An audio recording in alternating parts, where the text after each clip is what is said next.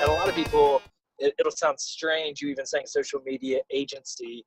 What does that mean? So social media, even in the church world, is almost like a new concept, to even then have an agency about social media. What do you do? Who do you do it for? How does that work?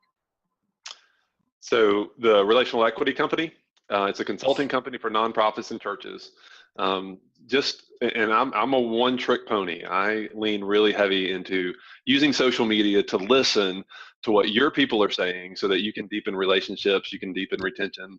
A lot of nonprofits are dependent upon referrals. So, how are you using what people are posting to go deeper with them relationally, and so that we can be a little bit more like Jesus, because Jesus always knew what people wanted and needed before he met them. And I think through the use of digital and the way we're trying to find community now, we can do that if we just put a plan in place to listen to what people are actually posting.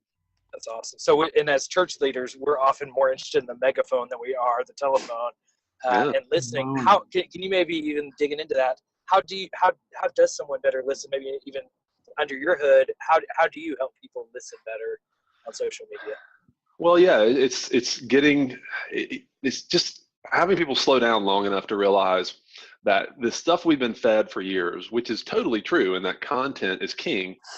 Nobody can argue that. You have to have good content. You have to have a reason for people to visit your site, and that can be a real struggle, especially in smaller churches and small nonprofits. Like, how do we come up with content?